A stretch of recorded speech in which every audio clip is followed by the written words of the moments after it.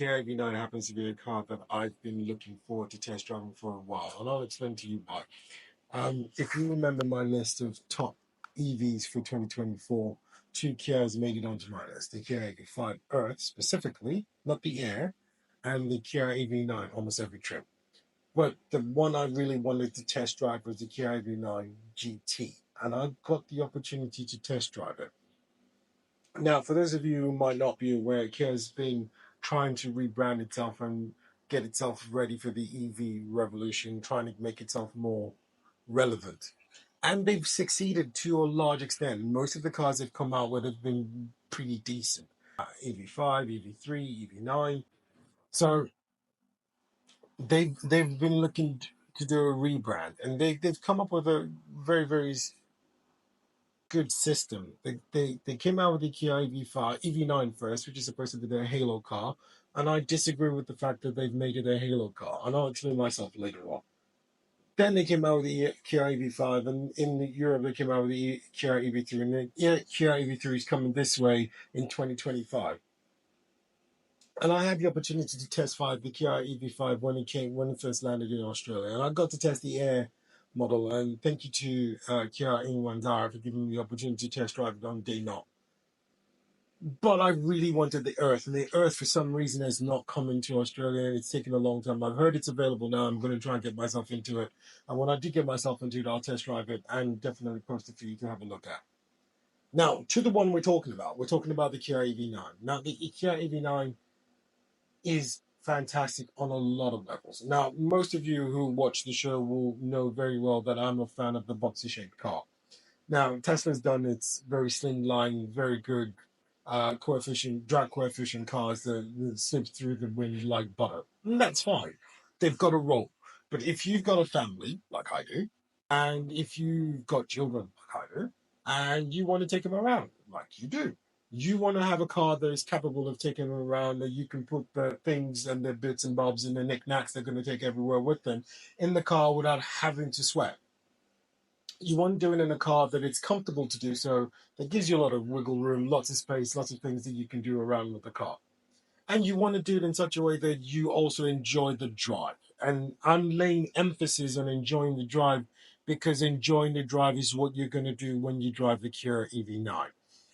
One of the things I really found to be appealing with this car is the way they looked at the overall aesthetic. Now, this car is a thing of beauty, especially the one I got to test drive. It's great. A lot of people are really fawning over the matte blue one color. I didn't get that, and I'm not really a fan of it. I got a very shiny gray, metallic gray color that glistened in the sun. And this is not me trying to sound like I'm trying to sell you a Kia EV9, and I'm not a salesman. I just really like the color, and you can see that from the video. And if you're looking in the picture, you'll see that I really did enjoy driving the car, and the car did look really beautiful. Now, before we go ahead, let's talk specs. I got to drive the GT line. The GT line is the dual motor all-wheel drive system with the 283 kilowatt hours combined power. The electric motors in this car are very powerful. And while officially the car says it does 0 to 100 in about 5.3 seconds, I found that it's much more faster now. And you'll see as the video goes on. It does 700 Newton meters of torque, which is a lot of torque, which means this car goes very quickly. It is a pleasure to drive, and I mean an absolute pleasure. I took this car multiple different roads. I took it on windy roads in Perth. I took it on the motorway. I test drove it in multiple different places. The only thing I didn't get to do with this car because of time was to actually do a proper range test, because Kia tells you that you can get 505 kilometers from this car, which I'm not excuse me, fully sure about. It's got a few driving modes. You've got the eco mode, the normal mode, sport, and snow. And one of the things that you will find in this car is the fact that Kia's really thought about trying to accommodate multiple different groups of people. Why have I said so? For some people, I'm not one of them, but I do enjoy it, I'm not going to lie. You want to be able to mess with things on the touch screen so you can get things done. Good. I like a touch screen, but I also like buttons. I like to be able to quickly touch through things and get things done without having to faff about through a navigation system or through an infotainment system. And what Kia's done is to do a mismatch of a mix and match of both worlds. You've got buttons available for you on the dash, and you've got buttons on the steering wheel, and you've got a lot of the things that you can access from the infotainment system. Now, in case you were not aware, on the interior, Kia has come up with a styling which is for them. And I've said this before that I'm not a particular fan of this. So what Kia have done is do two 12.3-inch screens on both sides, and in the middle you've got a 3 to 4-inch screen in the middle that does the climate control. And it kind of works. Like I said, I'm not a big fan of it. I kind of fallen in love with the 14.6, 15.4-inch screens that do everything that you want them to do, but I still want some buttons to be present. And on the steering wheel with the Kia as we go along, and you'll see very easily that it's got a lot of the buttons present. You can do change your drive modes. You could do your regen change give with the paddles at the back of the steering wheel, which makes the car look very, very posh and very, very spotty at the same time being family focused. Now, one of the things that you might also find is a lot of people telling you about the fact that it's a seven-seater, but I'll come back to that. It's not really a seven-seater, it's more like a 5+2. Battery capacity is awesome. It's got a 100 kilowatt hour battery, but you've got about 98 kilowatts available to you, which gives you, like I said, about 500 kilometers of WLTP range covered with the battery size. And this car is big. It's 5 meters long. Um, at the end of this video, I actually did put this car side by side with a Land Rover Defender 130, which measures 5.3 meters long, and that is a massive car. And it didn't look out of place. It did hold up its own, and it did do very well. It's 1.98 meters wide and 1.7 meters tall. Uh, Pretty decent in terms of sizing. The other thing that Kia's done with this that I'm really, really impressed with is they've got the DC charging right. So this car's kept fluctuates between a 400 and 800 volt architecture, which is fantastic. And if you put it on a fast charger, you can get 210 kilowatts DC fast charger, which means it does 10 to 80% in 24 minutes. Now, for those of you in Perth, you will find out the very, very hard way that there are not a lot of significantly fast chargers in Perth. And you will find predominantly what in Perth is 50 kilowatts and 120 kilowatts. And even the Tesla superchargers, I think they're all about 4 or 5 in Perth, locations in Perth, which is not impressive at all. So if you're saying, oh, I'm going to buy Tesla because of the supercharger network, yeah, mate, you're in Perth. You're not going to get that. Um, but it also does vehicle to load, which is one of the things that is going to become important. And if you're looking to buy an EV, you've got to be thinking about future proofing your car. So vehicle to load is something that you need to think about, because at least that gives you the opportunity, if things change, to be able to get vehicle to home. Now, this means that you can do 3.6 kilowatt bi-directional charging, which is pretty decent. Not great, but decent. In terms of curb weight, this car is heavy. It's 2,664 kilograms. It is a big car, but I really like it. And contrary to what a lot of people will tell you, it does do a lot of things well. The driving, the handling on this car is pretty impressive. Impressive enough that if you were to be driving it, you'd probably really enjoy it. So when we're talking about the interior, what have Kia done with this car? A lot. This car is capable of being configured in both 6 and 7, but predominantly in Australia, it's the 7-seater configuration that is available. The front seats come with something called Ego Motion, which is something you find in the Kia, the Ioniq, the Hyundai, and the Genesis cars. Basically, it's just a fancy way of saying the car massages you, and it does this little trick it does if you're on a long journey where it stretches and helps you stretches your spine, which is good. It makes you feel comfortable. It means the ride itself is comfortable. And because the ride is comfortable, you forget you're driving a massive car. It is massive. Lots of tech, lots of equipment. You've got the digital side mirrors in this car, which again make the car look very, very, very impressive and very, very futuristic. You've got swivel seats in the second row if you get the six-seater configuration. Third row, Kia's done this pretty well. It's electric folding. You press a button, it folds down, and that takes me to cargo space. With the seven seats up, you get 330 liters of boot space, which is a lot more impressive than most seven seaters that you come across.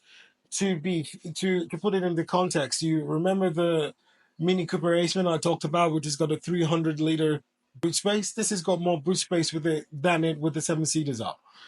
With the seven seats up. With the five seats up and the two back seats folded, you get 828 liters of boot space. And if you fold all seats, barring the front two, you get over 2,000 liters of boot space. So this car is massive. And more importantly, it allows you to move things around comfortably. If you're a mum with three or four kids, even two or three kids, you can put every single one of the knickknacks in this car very easily without having to stress.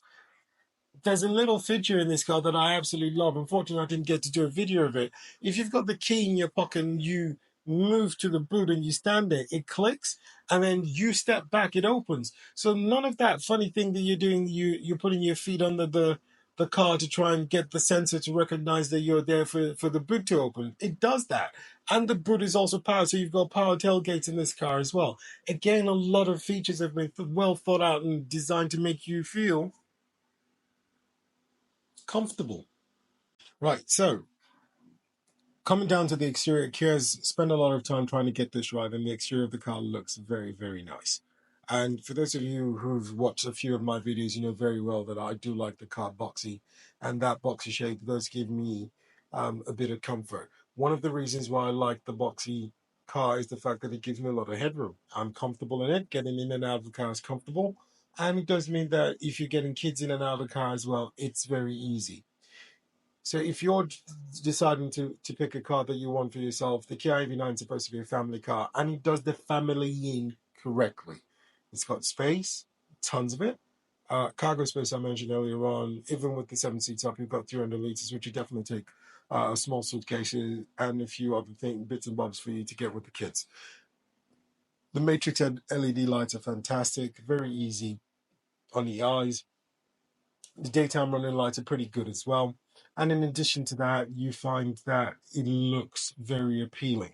It comes with 21-inch rims as standard, and you've got the 360-degree cameras present. You've also got ultrasonic sensors with radar sensors present in the car. This helps with the adaptive cruise control, which I'll come to later on when I'm talking about the driving and the handling of the car.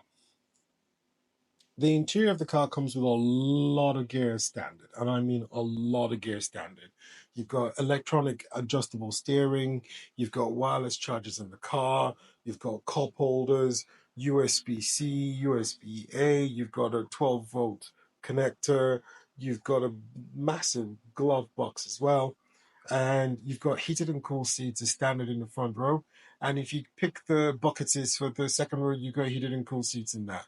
You've got the massage function in the car, which is the ergo motion thing that Kia, the Hyundai, and the Genesis all do. Massive amount of headroom in the car. Reading lights present. Lots of things that they've done with this car, and the attention to detail is spectacular. Yes, the interior does feel a little bit plastic in the lower segments of the car, but the upper segments where it does matter does feel soft and cushiony and plush. The seats are very, very good, electronically controlled, and the passenger seats for in the front. So in addition to that, you've got climate control in the front and the back. So you've got a three-way climate control in the GT line model. It's front in front, and you've got heads-up display. And the heads-up display I really found to be nice. The You've got your indicator stalk as well as your gear selector. For Tesla fans, you know this is a sore point for most of you. Congratulations to Tesla for actually listening to the fans and putting the indicator stalk back. And the indicator stalk in the gear selector stalk has got the start button, EV start button, as well as your your gear selector on your right in Australia and on your left in Europe. So all in all, this car is pretty awesome in terms of all the things that come as standard in the car. Now let's go to driving and handling. What does this car come with? This car comes with the level 2 plus ADAS system. For those of you who are not aware, which means this car can do most things that you would expect it to do, as long as you're paying attention and being supervising it. I put this car on the motorway. I tested it the way I normally do, which is to put it in rush hour traffic, get it to move about, get it to see if it will do lane assist changes for me, get it to see if it's capable of doing adaptive cruise control. Does it recognize who's in front? Is it going to give me feedback about who's in front? Does it give me reminders when the person in front moves? So in case I'm distracted, I'm aware that the person in front of me has moved. It does all of that. Does it corner very well, even without me putting a lot of attention to it? Yes, it does. Is it comfortable to drive? Yes, it is. The acceleration on this car is phenomenal. You will not believe that you're driving a almost 2.7 ton car. Kia tells you that this car accelerates 0 to 100 in 5.3 seconds. That is not true. This car accelerates in less than 5 seconds. I didn't punch it when I tested the acceleration, and I got 4.6 seconds, 0 to 100 kilometers. I knew that if I really wanted to do it, I could have done 0 to 100 in 4.4, just to give you a heads up. So this car is phenomenally fast, and it handles like a car, even though you're driving a monster of a truck-like vehicle. I put this car side by side with a Land Rover Defender 130, and it didn't look out of place. We're going to be assessing which car actually feels like a good competitor to the Kia EV9 in terms of size. I couldn't find anything from an EV perspective that would be a good comparison, so we've ended up choosing the. Now, I mentioned earlier on that Kia have made this car into a halo car. What do I mean by halo? Every car company's got a car that's supposed to be a niche car that you don't want to sell a lot of, but you want people to be aware that you're capable of doing a lot of things. BYD's got it with the U9 and the U8. Tesla's got it with the Model S Plaid, and Kia came to the party with the Kia EV9. Now, the only problem I've got with that is that this car should not be a halo car. This car drives so well. This car has got a lot of functional things available in it. This car should be an essential family car. If you were thinking about driving something that's going to be decent enough and you wanted people to be able to drive it, this is the car you want. Now, I'm going to tell you something really funny that I found out, and I did a lot of digging to find this out. The car actually comes in different lengths in different countries. So we're going to do a static examination of both cars in terms of the height, in terms of the size, in terms of the shape, and then we can then assess which one's bigger and which one we would recommend, and whether or not the Kia EV9 represents good value for money. So starting with the Kia EV9, if you look at the Kia EV9, it sits lower than the Defender 130, which means there's more headroom in there, but when you're sitting in the Kia EV9, it doesn't show that it is lower in terms of the height of the car. Walking around, you find the Kia EV9 is a really, really beautiful car. Like I've mentioned earlier on, I am a big fan of boxy cars. And if you come into the back, you can see here again that the 130 is slightly longer and definitely taller. Examining side to side, you can see the comparisons of each car. Does a fantastic job. I loved driving this car. It's probably one of the cars I've enjoyed driving the most.